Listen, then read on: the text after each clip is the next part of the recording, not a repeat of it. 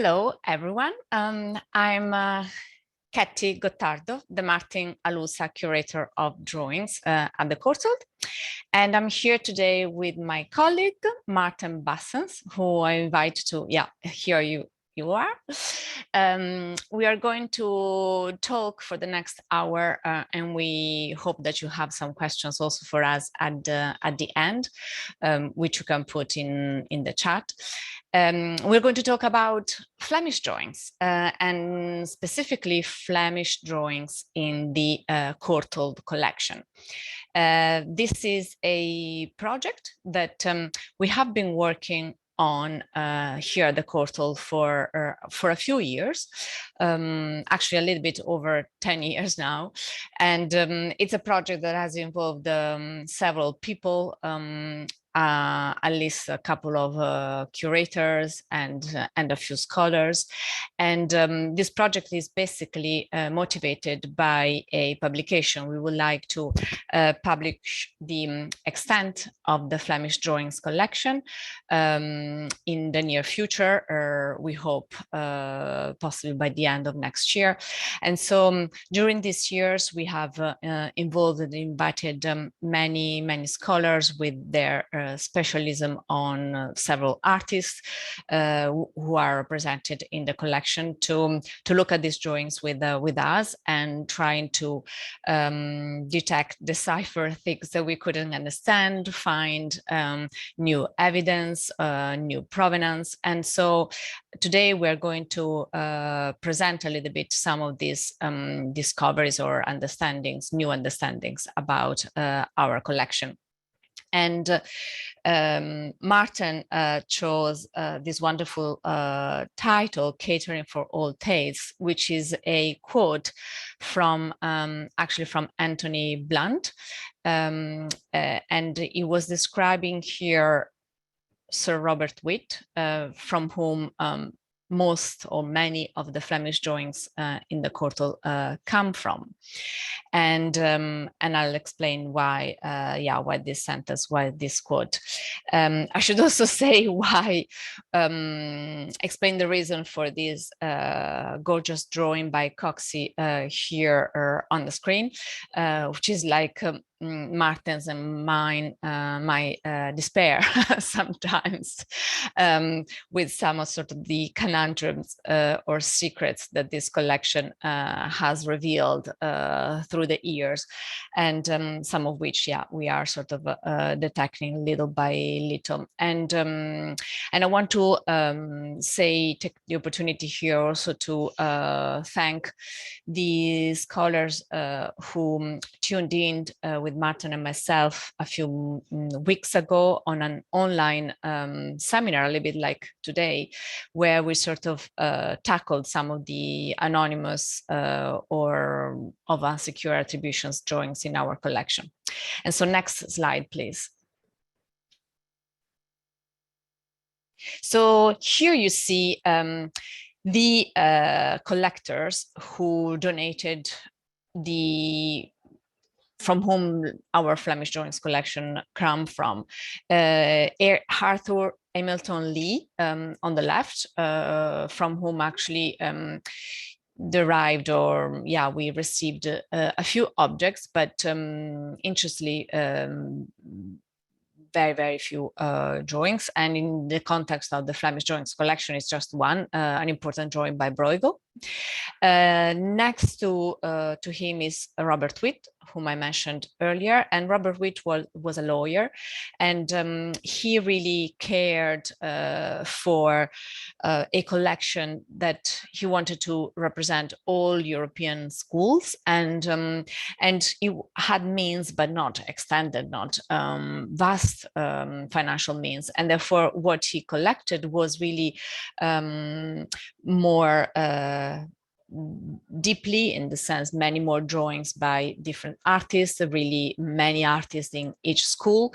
And in fact, thanks to him, we have today a good representation of the Flemish school. Next to which, and this is a drawing by Teniers that you're seeing, and the Bruegel at left.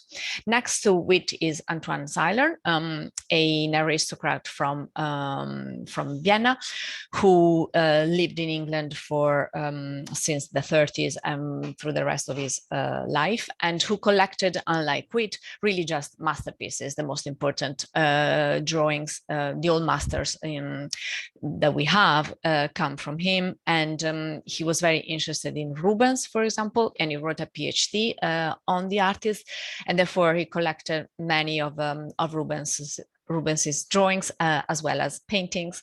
And here you see his magnificent drawing of Helena Formond, one of his wives.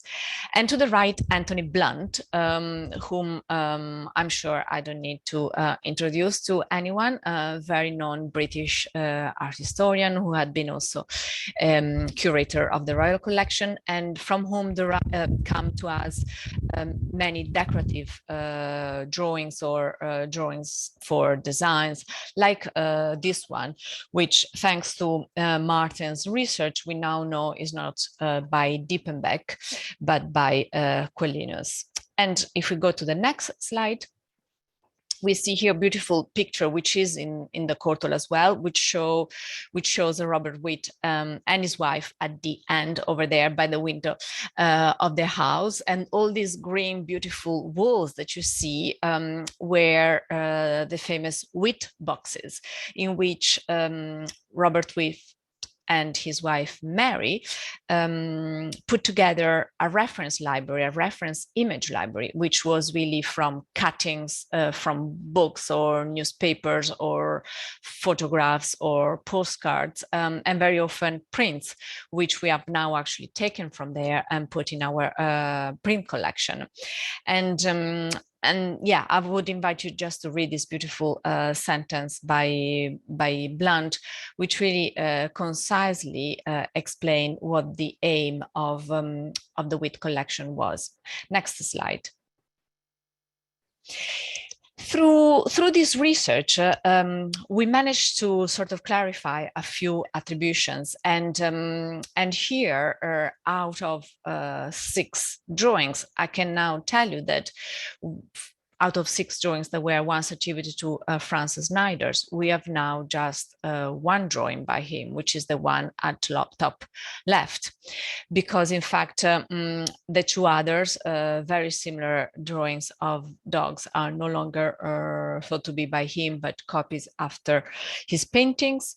The drawing at bottom left inspired by his drawings, and the one next to it I will come back to in a moment, and the dog at bottom right is related to another drawing which was at one point given to Anthony van Dyck, which is probably no longer by him. And so, yes, at the beginning of the research, we had 6 Snyders, and now we only have 1, which will make our cataloging maybe a little bit faster. Next slide. This is the drawing that I just mentioned, and Maerten researched this work extensively and came up with a very clever attribution, which will be revealed in this next slide. So rather than being a Flemish drawing, it is very likely a drawing by these Norwegian, sorry, not Norwegian, yes, Norwegian artist David Kokler Ehrenstrahl, and here to the right, you have 2 images of his paintings, which we believe relate to our drawing. Next slide.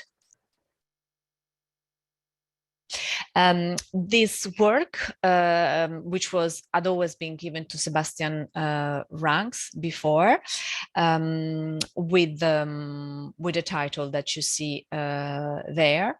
When Maerten, in fact, arrived a few months ago and started his curatorial fellowship here at the Courtauld, he immediately recognized that this was certainly related to a painting he knew quite well in private collection in Belgium, and this is it, where some of the elements were, of course, much more elaborate and much more refined in the painting, whereas in the drawing they were much sketchier.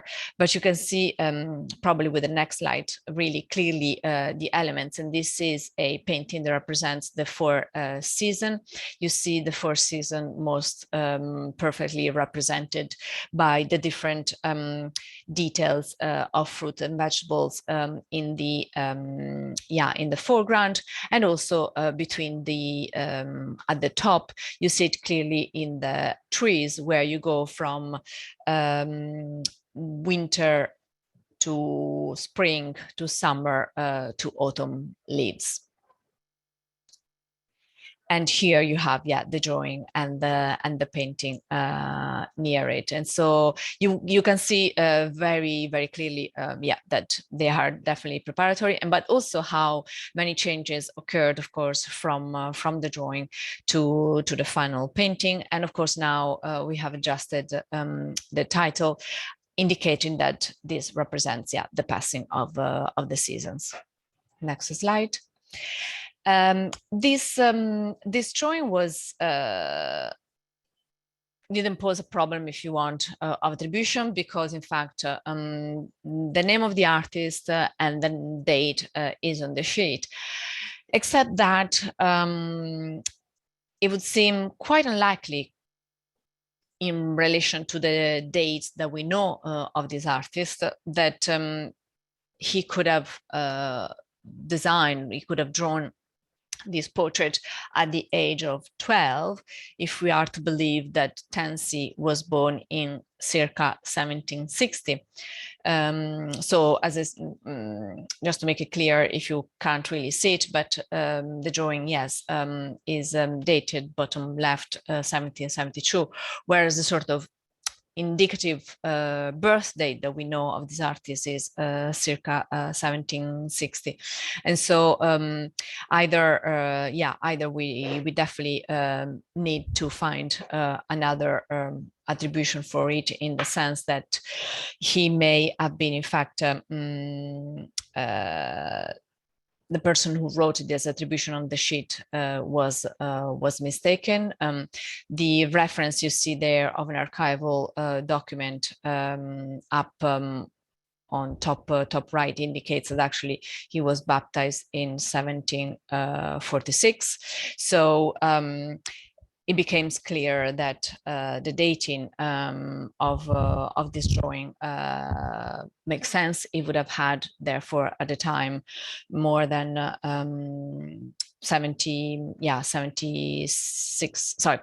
26 years, and so it would make sense that he could have drawn the drawing on left. But if we go to the next slide, we sort of the previous slide. It's quite interesting to realize that in fact the only known painting that is attributed to him is this sea landscape, and so if this drawing is really by Tansey, possibly maybe a self-portrait of the artist, as was indicated in the other slide, then it's quite interesting that actually to know that he would have been able to draw so skillfully a figure rather than a marine or a sea landscape, as we've seen in the painting. So now next slide. Another case of really investigative work. This was thought to be maybe a copy after Van der Meulen. It's made in oil, and it would seem that it relates to a figure in a huge, in a big landscape view where this little study is just there, as you see, bottom left, and clearly, yeah, related to that horseman here, and this seems to have been a practice, in fact, of Van der Meulen of producing these oil on paper sketches. And here you have another drawing, which I forget where actually it is, which is clearly related to the figure bottom right in the painting. And then next slide.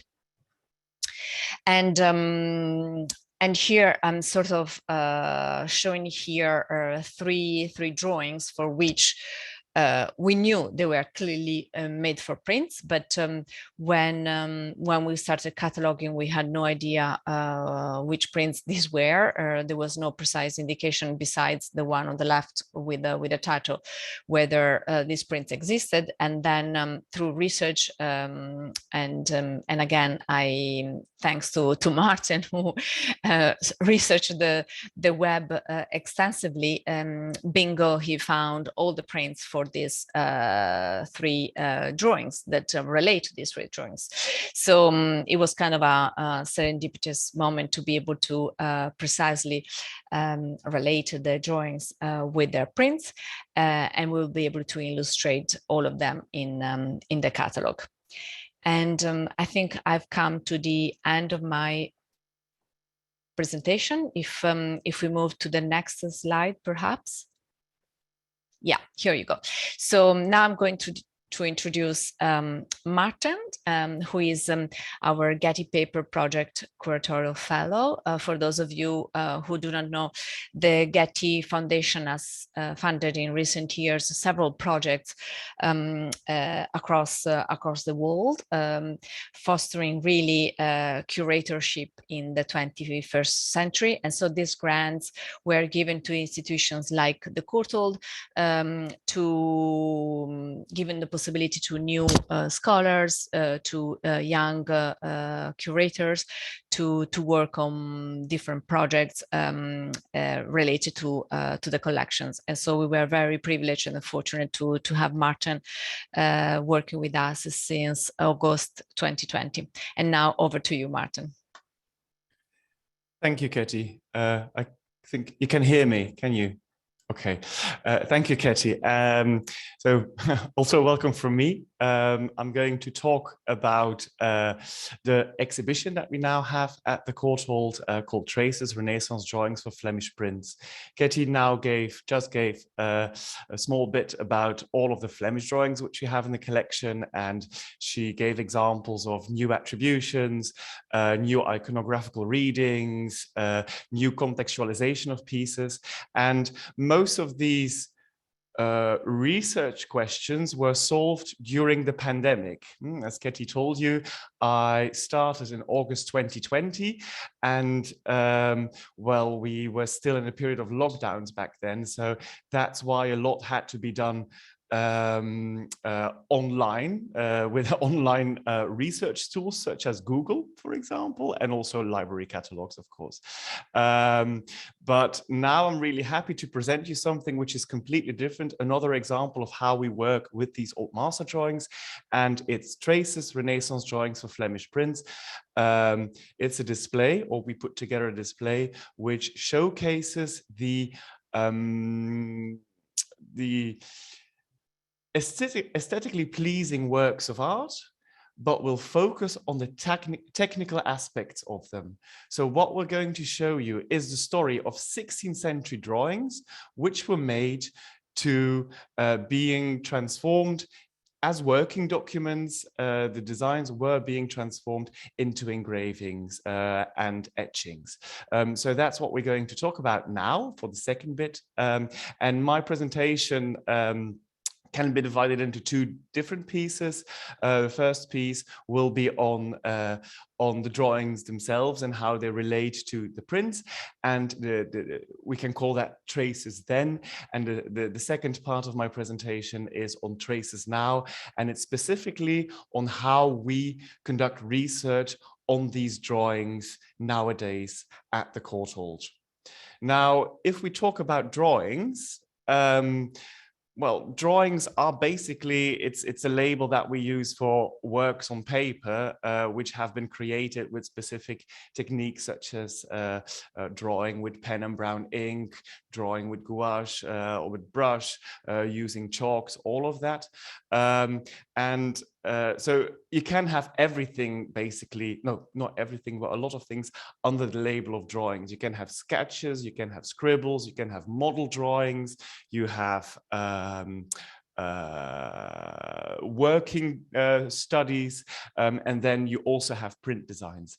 And we start off with this print, or I start off with this print, which was designed by the Bruges-born painter Jan van der Stratz, more commonly known as Giovanni Stradanus, since he left Bruges and he went to work in Florence. Now this print, he designed it, the print design is at the British Museum. This is an impression which we have in our collection here at the Courtauld. And it's an interesting, metaphorically illustration, since it is a visualization of the different visual arts. And some of you might know a pretty important book when you conduct research on Flemish art or Dutch art, and it's called the Schildersboek, or the Painter's Book, by Courtauld van Mander. It was published in 1604. And Courtauld van Mander, who copied and translated Vasari in multiple cases, he said at a certain point, you know what? Drawing is the gateway to many forms of art. Whether you are a painter or a sculptor or a architect or a goldsmith, or I don't know what, or you're an engraver, every artist starts with a design. Every artist starts with a drawing, capturing his or her first ideas with pen and brown ink or chalk or on paper. And so you see all these artists who once started with their idea, or who once started their creative process with a drawing. The engraver, who is here shown in the lower right corner, he's a bit of the odd man out, because he normally doesn't start, he or she normally doesn't start with his own drawing, but most of the times start working with a drawing by another artist, by a real artist, by a real designer. Now, today we're going to make the bridge between the drawing and the corresponding engraving or etching. And in the exhibition, if you have time to come to London and to see our display, we have 2 videos included in the display. And these give you more insights into the working practices of the 16th century and the ways in which we research these traces that were left behind by the draftsman and the printmaker. So here, for example, is a video showing how, specifically showing in a fairly easy way, how a drawn design was transferred upon a copper printing plate. So here, for example, you see the printmaker. He'll get into the image. And a printmaker who received the drawing from the draftsman, he heats up a copper printing plate and adds a layer of white wax on top of that copper plate. And then on the verso of the design that he received, he adds a powdery residue such as black chalk or red chalk. And that powdered side goes on top of the layer of white wax. And with a metal stylus or pen, the contour lines of the drawing will be incised or traced. Now, when the printmaker is ready with that, he takes off the drawing and you have an offset of that powdery residue in the layer of white wax, which can then be scratched in the copper printing plate with an etching needle.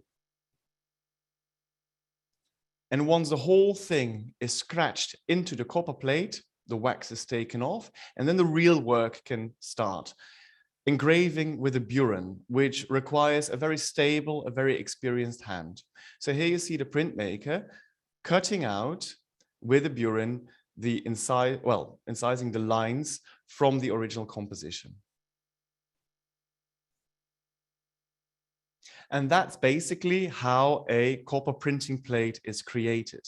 Now, once that printing plate is created, it is sent off by the print publisher to the printer, who inks it. And the ink that remains in the engraved lines in the copper printing plate will eventually be printed on the paper. It's a very easy technique, and it's an easy technique for multiplication. Oh, okay. So now let's start with one of the examples. This is a print design that was created, a drawn print design by Maerten van Heemskerck. The artist, Maerten van Heemskerck, created this or executed this with pen and brown ink, used gouache, used white chalk, and used brown wash. And as you can see, the artist, it's a very good drawing, and the artist paid great attention to details here. And that was important because the drawing itself, in this highly finished state, had to serve as a direct model for the printmaker. And a printmaker shouldn't take liberties when engraving the plate, but should follow the original design as created or thought out by the designer. And so this is then the design with the corresponding impression, which is also in our display and which we got on loan from the British Museum. And here you see, and I think that's the genius of it, here you see two works of art stemming from one single idea of an artist, in this case, Maerten van Heemskerck. But both works of art showcase a different craftsmanship, a different brilliance in execution and handling of the artistic techniques relating to their own profession.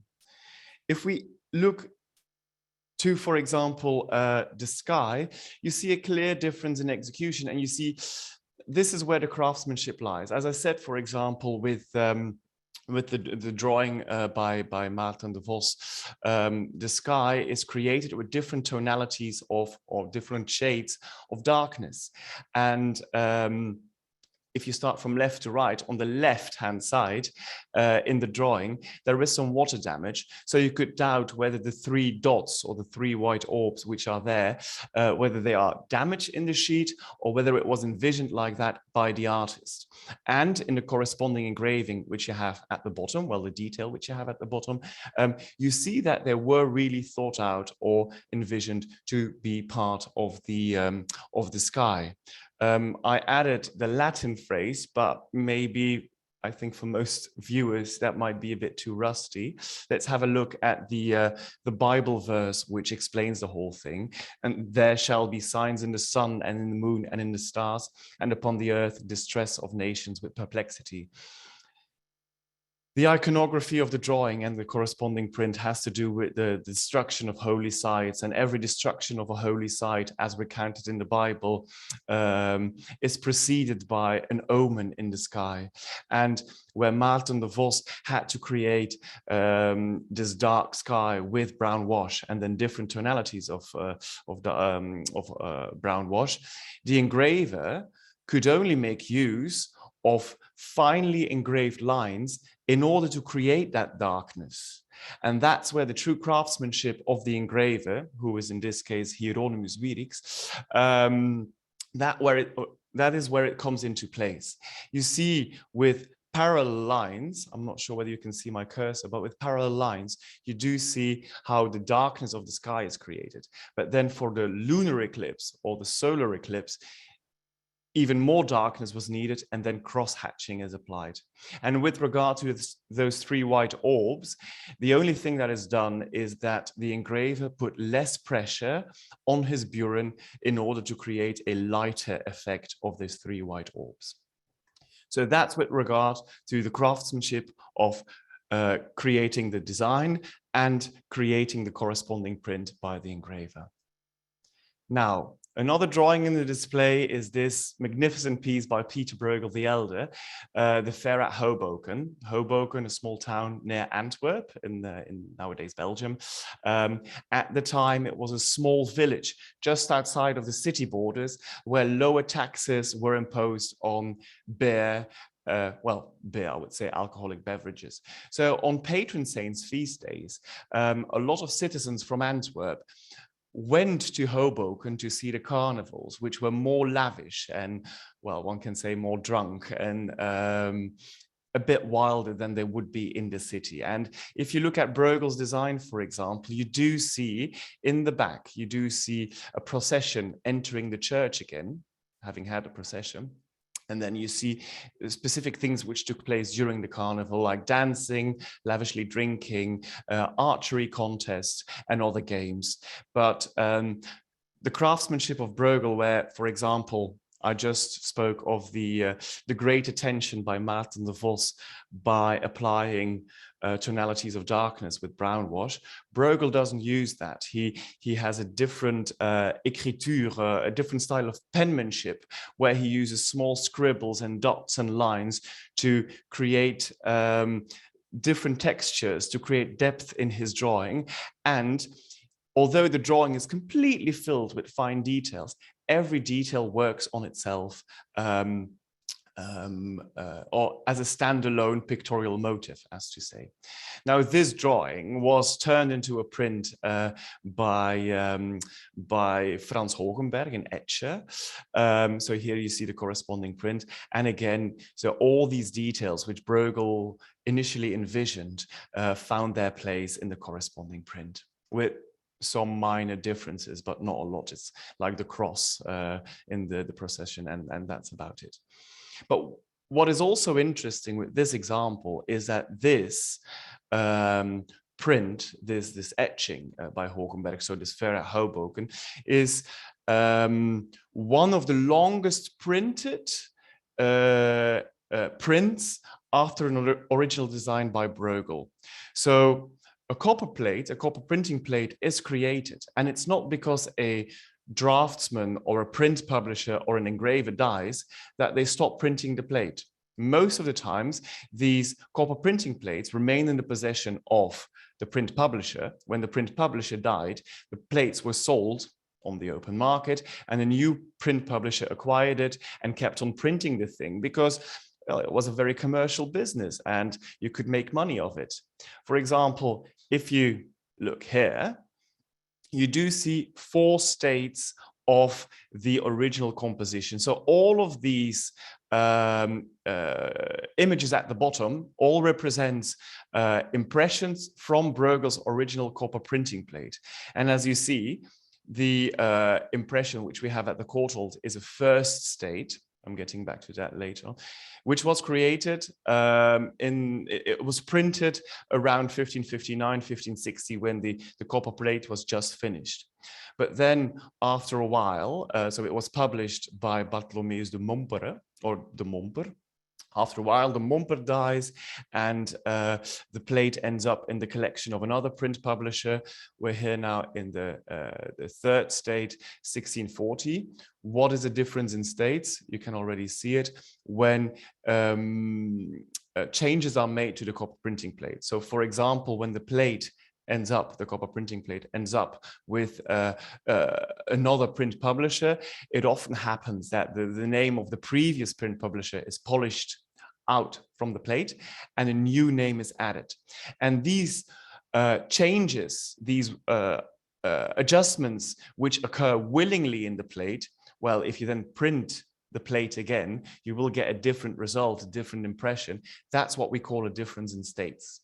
And as you can see, a 4th state. So the first state was printed by Bartholomeus de Montpere. Third state was printed by Johannes Schalle. And even if we go to the 18th century, and we're almost 200 years after Bruegel's initial drawing, initial design, the plate is still printed by a female print publisher called Susanna Verbruggen. But if you compare the impressions, so this is a detail from the first stage, so from one of the earliest proofs, the earliest impressions from that printing plate, and if you compare it to the same detail from the fourth state, you see that these lines, which were once, in this case, etched, that they became worn because of the practice of printing the plate. So I'm not really sure who bought that impression in the 18th century, in the early 18th century, but this is how you see how copper printing plate could be printed over and over again, and how one image designed as a drawing by a renowned master like Bruegel could be printed over almost 2 centuries. And we're not talking about a limited edition of 100 prints or impressions. We're talking about 1,000, 1,200, 1,500, and in some cases even 2,000 impressions. Now, with 2,000 impressions, that gives something of an idea about the price for those prints. They were very cheap engravings and etchings, well, fairly cheap, relatively cheap.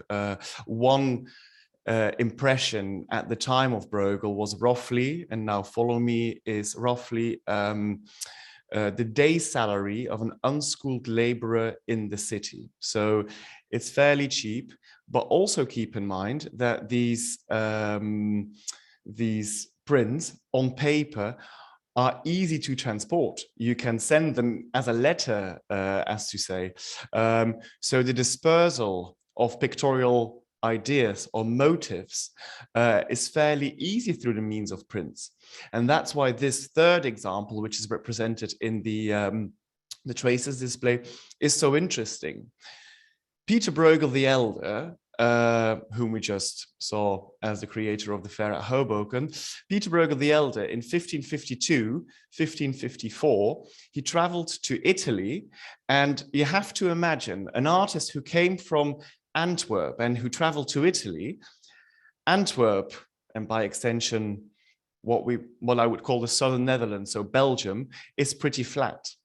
But you pass the Alps when you go to Italy, or when you come back from Italy, and you see landscapes. And in the case of Bruegel, he saw landscapes that he hadn't seen before. And Karel van Mander, whom I mentioned at the beginning of my talk, who wrote the Schilderboek, he was also the first biographer of Bruegel. And he says, and I'm paraphrasing it now in English, he says, well, Bruegel traveled through the Alps, saw landscapes that he hadn't seen before. So he swallowed everything in, what he saw there.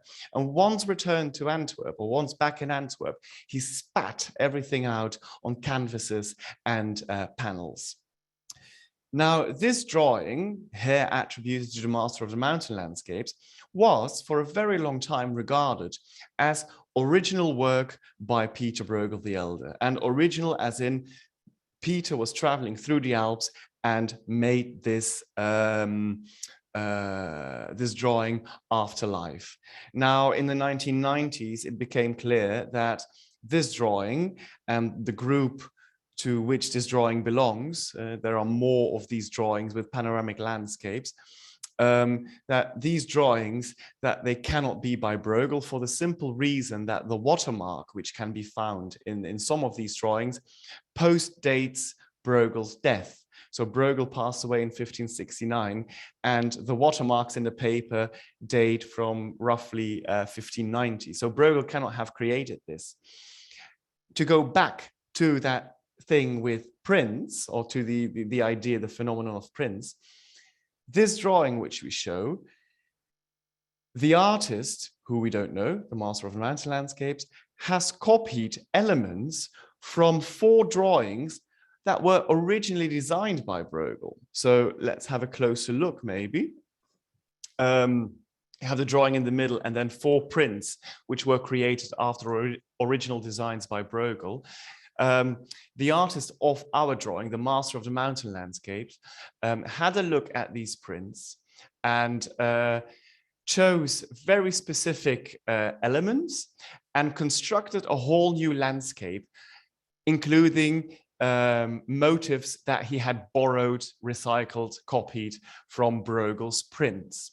So this is also to show what the importance of prints are, because Bruegel designed his original designs, he made drawings. These were then translated or transferred, turned into prints by, in this case, the Van Doetinchem brothers. And then through the dispersal, the fusion of these prints, other artists became inspired and created drawings, paintings, or other works of art, copying the original Bruegel, well, design.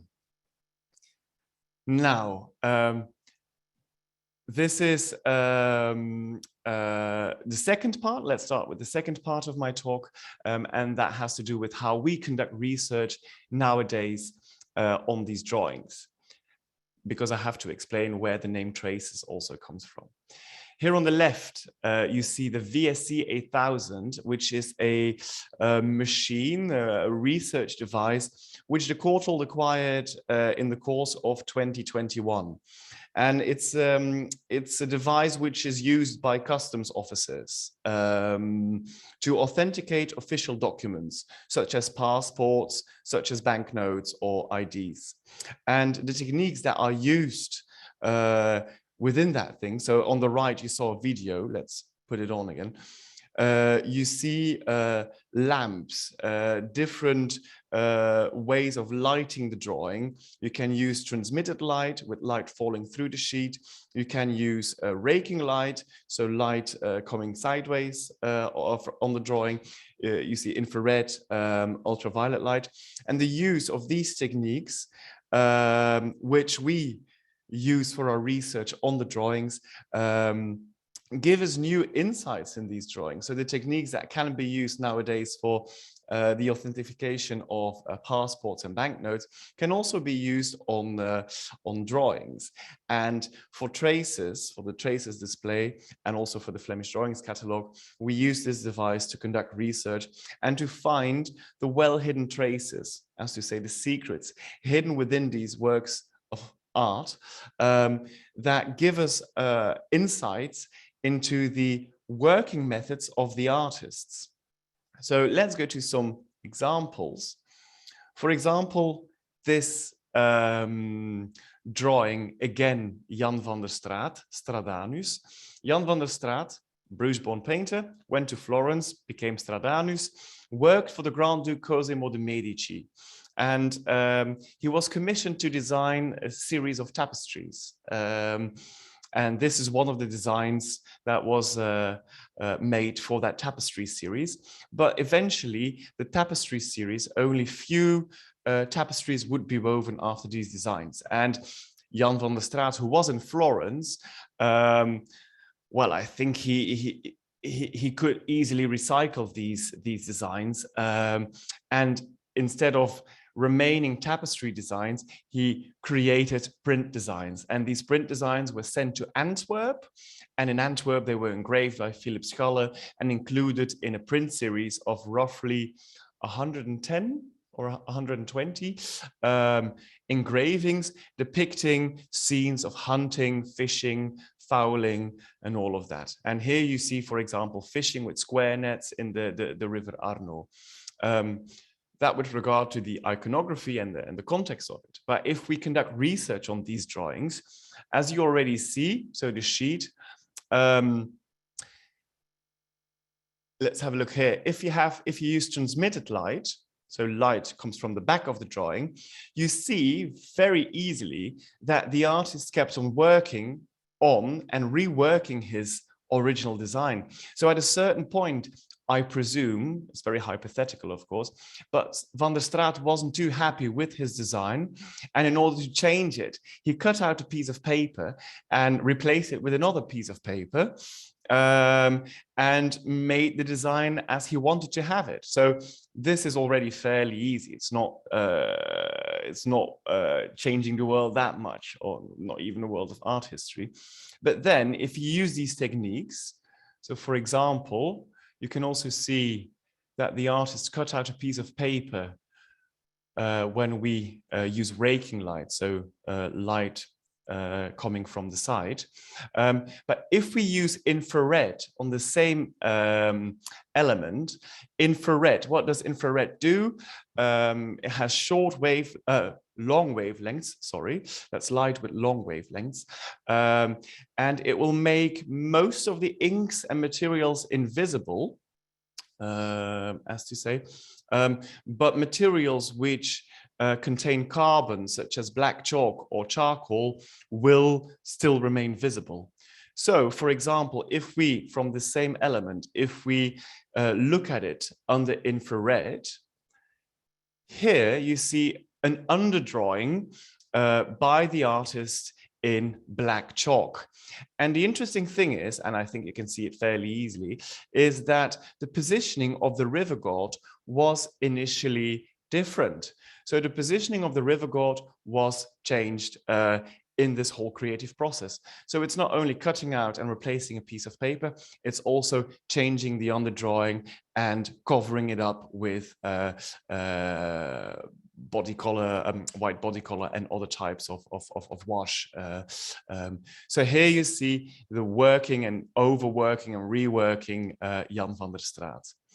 And the interesting thing is that the Courtauld owns 5 of these sheets, all coming from the Witt bequest. So you see 5 of these drawings, and the 6th drawing here in the lower right corner is currently at the J. Paul Getty Museum, sorry, in Los Angeles. And so we found what you just saw in this first drawing, which is on display in the Traces show. We didn't include the other ones, but by conducting this art technical research, so you, from these 6 sheets, which were all turned into engravings, from these 6 sheets, 3 of these have pieces that have been cut out and replaced with a different type of paper. These are the 3 that are still highlighted. And if we conduct research on these sheets, so for example, this is the other sheet with a cutout and replaced piece of paper at the Courtauld. If we do the same thing, if you look with breaking light, you see how the piece has been, of the piece of paper, the chunk of paper has been replaced.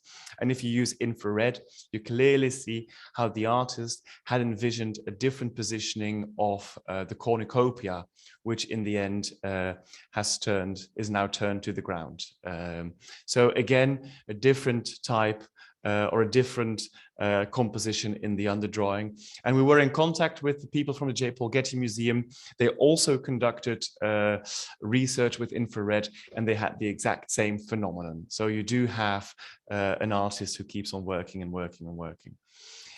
Another design, Ambrosius Franken. So we've seen infrared. I hope I'm infrared. This drawing is by the Antwerp draftsman Ambrosius Franken and depicts a scene from a story stemming from the apocryphal biblical book of Esdras. And in that book, there is a story of the 3 bodyguards of King Darius who have a conversation or a small discussion wherein they are wondering what is now the strongest force or power in the world. And the first bodyguard says, well, if I drink too much, so if I drink too much wine, I become powerless. So the strongest power in the world must be wine or other alcoholic beverages. And the second bodyguard says, no, that's not true. A king can forbid you to drink wine. So the strongest force or power in the world is a king. But then the third bodyguard says, no, that's not true, because a king also has a mother, and a mother nurtures the child, nurtures the king. So the woman is the most important figure in the world. That's the composition you see here. In the end, the 3 bodyguards go to King Darius, and they pose him the question, and he says, it's not wine, it's not kings, it's not women who are the most powerful things in the world, it's truth. It's a bit cynical if we think about that nowadays, but yeah, that's another matter. If you look at the composition itself, you do see this allegorical figure of the mother suckling the king. So pretty much a woman as maker and breaker of kings. In the left, you see Samson and Delilah, because well, sneaky Delilah was able to take the power from Samson. And on the right, you see the idolatry of King Solomon, who was convinced by well, his female companions to pray for a heathen idol. Now, that's with regard to iconography. If you look at this drawing, right, let's go to the next slide. There is something strange, and I might not have mentioned it already during my talk, but normally, if a drawing or if a design is engraved in a copper printing plate, it is logical that the outcome would be mirrored.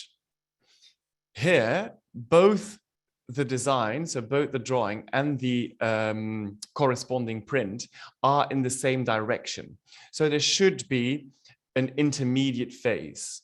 But what is strange is that if we conduct technical research, art technical research on the design, on the drawing, that certain features are highlighted, which you would expect from a drawing that is directly used as a print design. So let's, for example, have a look here.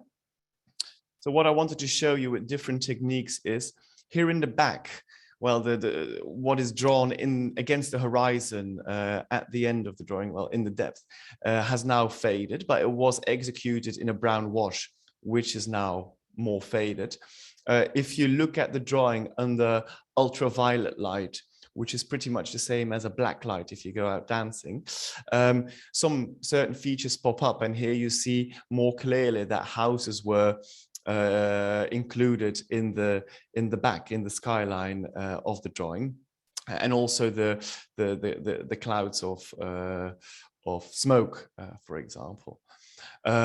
That's not really typical. Well, that's just typical for drawings. But if you look at the drawing with raking light, you see something very specific. So you do see, and I'm not sure whether you can see it fairly easily, but you do see incised lines.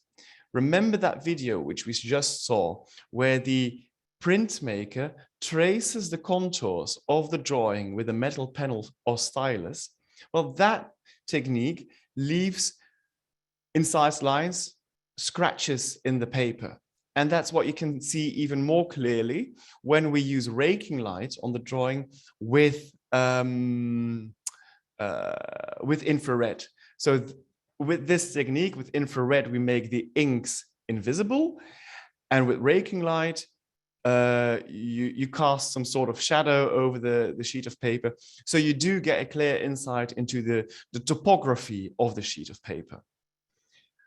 I have another example, well, a better example here. I hope you can see it because it's not always easy to see it on your screen at home.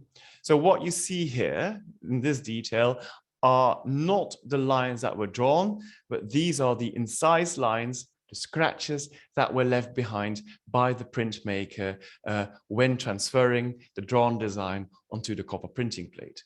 And you might wonder, why is this so interesting to have a look at? Remember where I said the drawing and the print are in the same direction, so that there should be an intermediate stage. We now get an insight in the working process of the printmaker. So the printmaker traced the whole thing, but in the end, you do have slight differences, minor differences between the drawn design by Ambrosius Franken and the resulting print, which was engraved by Johannes Wiedix. In the lower left corner, it's not a clear answer, but it's just to see, it's just an observation. In the lower left corner, you see how Samson has a sword that has been incised, that has been traced by the printmaker, but in the corresponding print, this becomes a jawbone of, I always have difficulties pronouncing that, of a donkey now, not an ass, yeah, a donkey. So that has been traced, but in the end, it was differently engraved.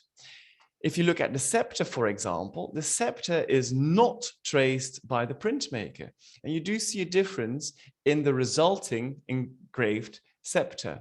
So there is an intermediate phase. We don't really know, was there another drawing, what happened there? But with this, we do have now an insight in how the printmaker worked. And if we do have there is a Flemish expression or a Dutch expression, one swallow doesn't make spring, which means it's not because you have one example that you can use that in an analog way to explain everything. But if we document these features, these traces in sheets of paper, in drawings, and we have enough material, we might end up with clear hypotheses on how an artist or a printmaker worked at the time and how the printing enterprise worked at the time. So let's continue quickly. Here you do have the whole print series, and there is another design currently at the Bruges print room, also relating to, in this case, the second composition of the print series, and you see that it's in the same direction. The drawing in Bruges is also incised, so there must also be an intermediate phase. Research into the incised lines hasn't been conducted yet for that sheet, but it would be interesting to see, to compare, and maybe we can get to new insights or shed a new light on, well, that specific problem. And then I end with one last example. And the example is a print series by Hans Bol, and it's the last, well, trace that I want to show here. As you saw, for example, this is the false shepherd, the representation from the parable of Christ of the false shepherds, depicted by Hans Bol. This drawing still carries the red chalk on its verso. And what is even more strange is that at the top, a strip of roughly 5 centimeters has been left bare. Why is that done? If you look closely, you do see, well, the faint letters, a very much faded inscription, which is almost illegible nowadays. If we look at this inscription under ultraviolet light, again, highlighting certain features of your drawing, we can start making out more things. So for example, it ends with Anno 1576. So in the year 1576. It's a very difficult thing to read. We haven't found a proper reading of it yet, but we're getting there. And the whole thing, that I can say for sure, is in Latin. So not in Dutch or in Flemish, but in Latin. But it still poses an open question. So these are some examples of drawings that have been used for prints or have a relationship with printmaking, the traces that they contain as working documents from the 16th century. And that's basically what we wanted to show, or what we want to show in the traces display at the Courtauld. The show itself runs until the 25th of September. So you have a whole summer to come round, and we are more than happy to welcome you. And this was, I think, my talk and Ketty's talk. So I think now that we have time for questions. Thank you, Maerten. That was brilliant, wonderful to see so many images. Some I'm of course familiar, but that was, yeah, terrific, very, very interesting. I should ask you the first question, actually. The second, I think you have already replied partially during your presentation, but the first by an anonymous attendee asks whether if you could say something about the sort of value chain, in the sense who really had the power, who was the person making the money in the sort of chain between the artist designer to the engraver printmaker and then the publisher. Can you sort of yeah, mention what you know about that? Okay, yeah, I can tell you. They just started playing music in the courtyard, so I hope that you can still hear me properly. So easily explained, the printmaking business in the 16th century in Antwerp is the artist who is a draftsman who creates the image. The second person is the the printmaker who creates the copper printing plate. The third person is the printer who makes impressions from the copper printing plate. But the most important person in this whole value chain is the print publisher, because he or she coordinates the whole enterprise. It's he or she who commissions, in most cases, the design from the designer, and then transfers, well, sends it out to the printmaker, who then receives, the print publisher then receives the copper printing plate and owns the copper printing plate. And it's a print publisher who owns the shop where then eventually the impressions will be sold. So it's also the print publisher who sends off the copper printing plate to the printer, but then once like a set of 30, another batch of 30 impressions is made, the impressions come back to the print shop and with the printing plate. I hope that's an answer to your question. Then Sorry. Then Nicholas Williams was asking, when transferring a drawing, it's difficult even with a guide to work on a surface that reflects light and see what you're doing. Did they use a screen to diffuse the light or any other techniques? It's an interesting question, specifically because for the 16th century, most of our ideas are hypothetical in a way that the earliest treatises or descriptions of these techniques date from the early 17th century. So that's why the research, as we do it nowadays with our technical research, are so important, because these show us that probably the techniques which were described in the early 17th century had always remained the same throughout the 16th century. And now to come specifically to Nicholas's question, how do you do that? Probably they used a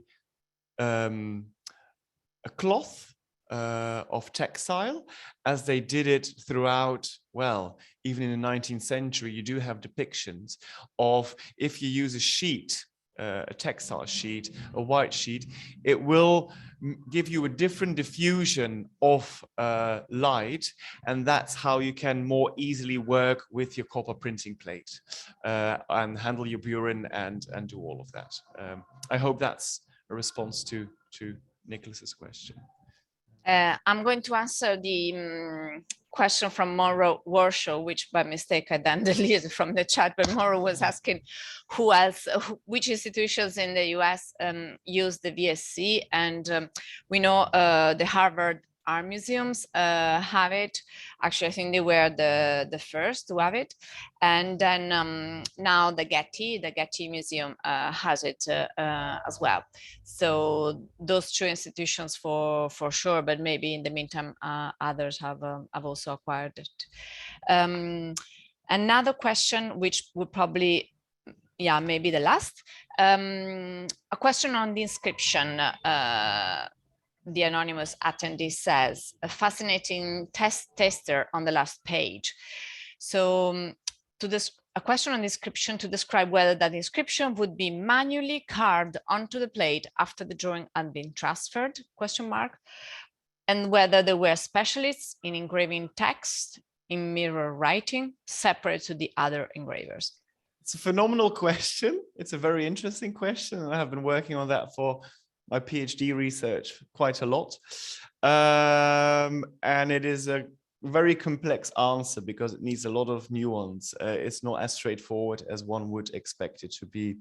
With regard to that Hans Boll drawing with the inscription on the verso, it is certain from the words that I can make out, it is certain or clear that the text on the verso was not used to be engraved in the copper printing plate. So it has nothing to do with the inscription on the corresponding print. Then with regard to engraving text, sometimes, so you do have, there is a thing where you do have specialist text engravers And we know of a couple of them in the 17th century in Antwerp. When it comes to the 16th century, and I'm now going to give the example of Brogle because I know Bruegel's graphic work the best of all the graphic oeuvres that exist.